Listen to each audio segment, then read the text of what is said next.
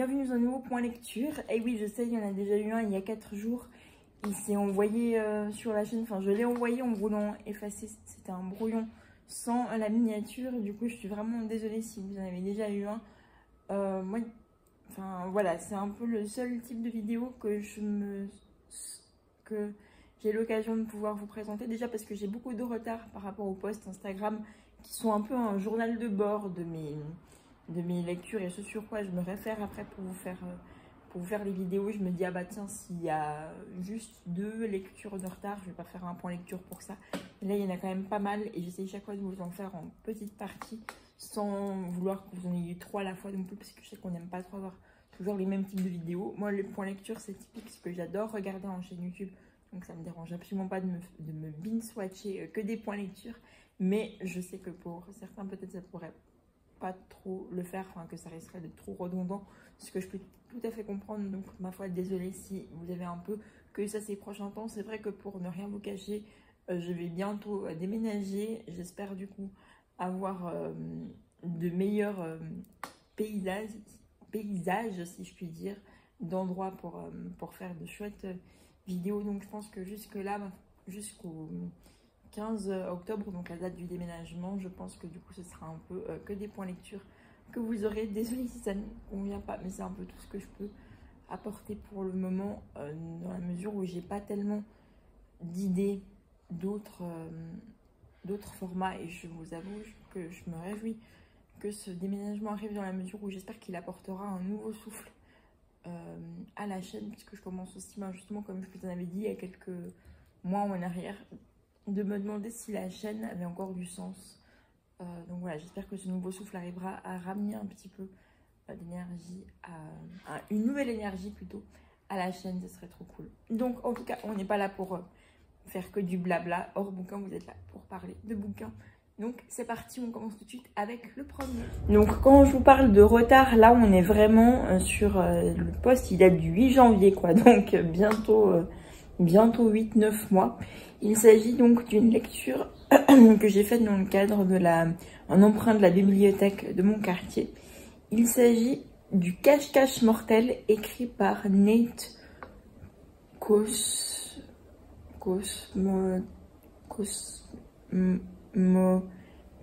quelque chose comme ça, un nom particulier. En tout cas, le prénom de l'auteur c'est Nate.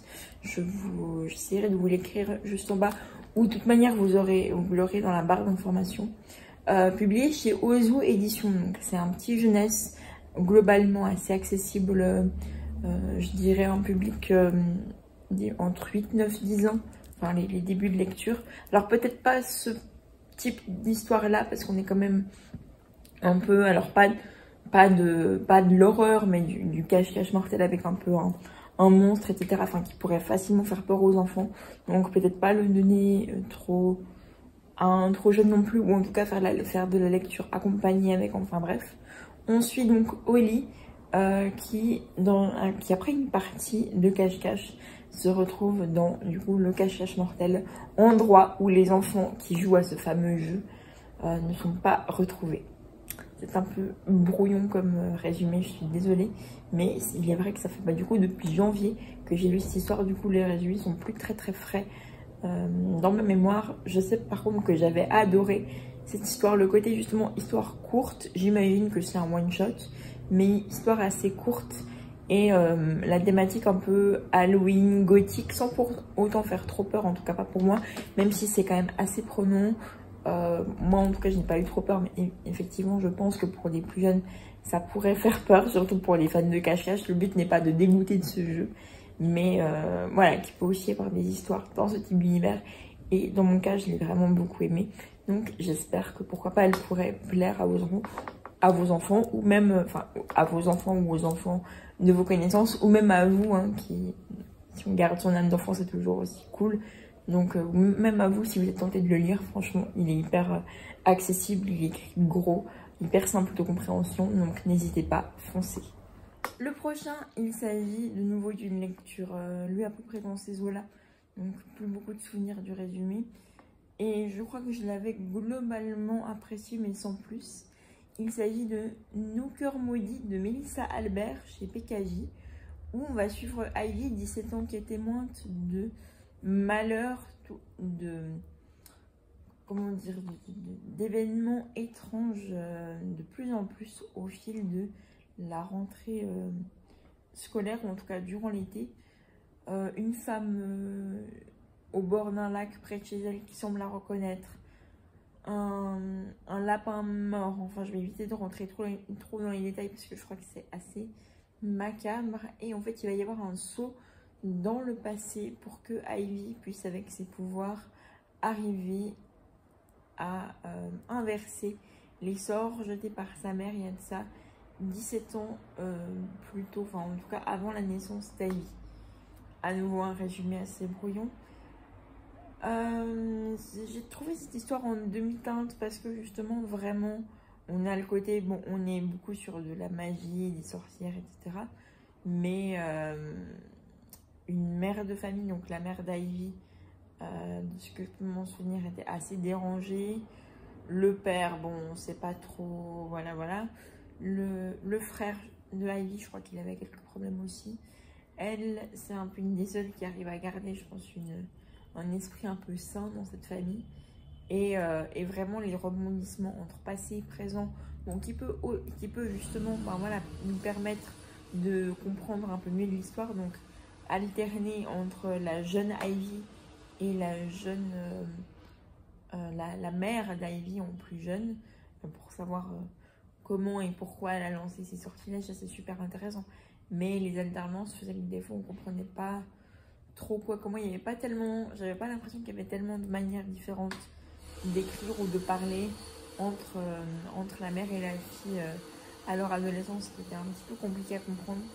Et voilà, au-delà de ça, une histoire assez sympathique, pas un coup de cœur mais sympathique, que je peux vous recommander là pour le coup exclusivement, plus pour un public young adulte je dirais. Et pour la période Halloween, mais pas pour un public jeunesse, genre pas à 10 ans, quoi. Pas à 8-10 ans, plutôt 14-15, voire 16, quoi. Donc voilà, n'hésitez pas, si vous avez cette tranche d'âge, ou si vous êtes évidemment plus âgé, mais que vous aimez ce type d'univers, pas à tout public, mais qui peut être ouvert à beaucoup de gens plus âgés, qui, si vous aimez l'univers des sorcières, les alternances, présent, passé, etc. Pour la prochaine lecture, il s'agit des Sorcières de Axhaven, écrite par Sacha Peyton Smith et publié chez Casterman Roman. Toujours une lecture comme ces deux précédentes, disponible à la bibliothèque que j'ai pris à la bibliothèque de mon quartier. On va suivre donc Frances qui, après la mort de son frère, se retrouve à travailler comme couturière. Malheureusement, ça ne se passe pas très bien. Il ne faut pas oublier non plus qu'on est encore en l'an 1900, donc à la période 1900, donc au 20e siècle.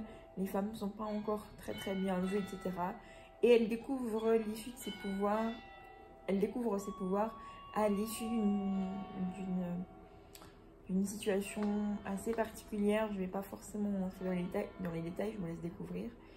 Et donc elle est repérée elle est suite à ça repérée par la directrice d'un couvent spécial pour sorcières, où elles apprennent à contrôler leur magie, mais vraiment à la manière douce, couture, cuisine, enfin apprendre à devenir une parfaite hôtesse de maison en tant que sorcière.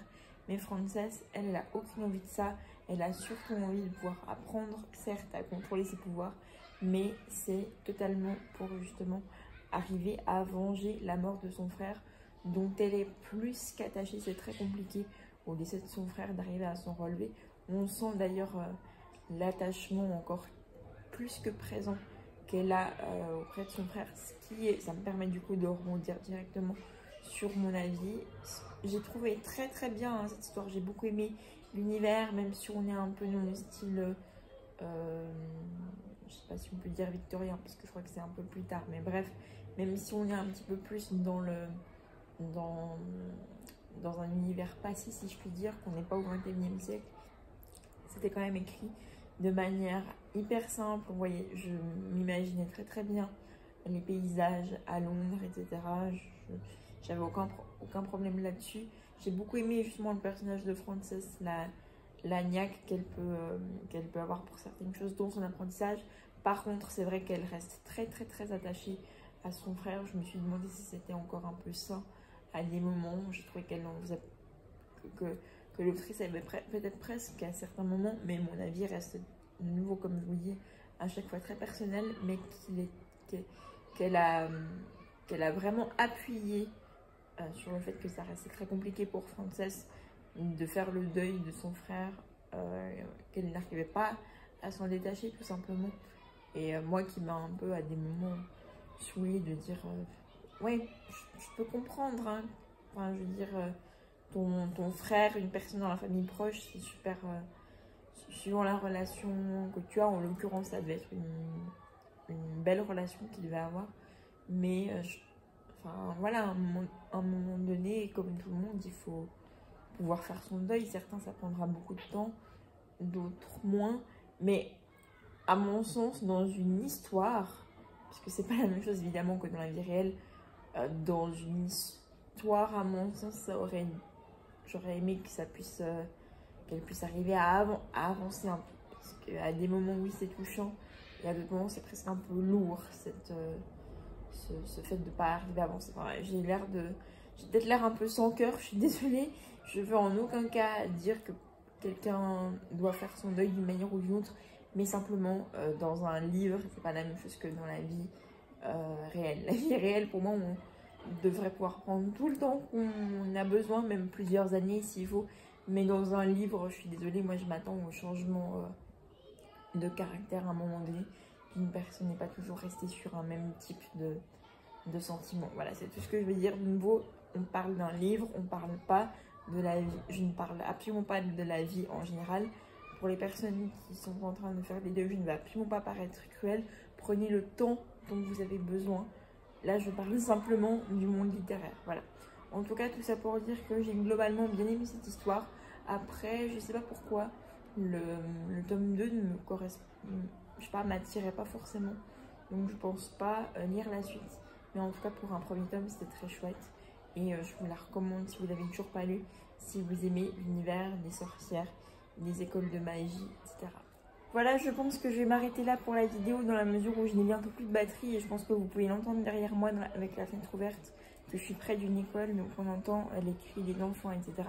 Ce qui est tout à fait normal, mais du coup j'ai peur que ça puisse peut-être déranger un peu pour la continuité de la vidéo. Donc je vous propose une partie suivante, j'espère très bientôt.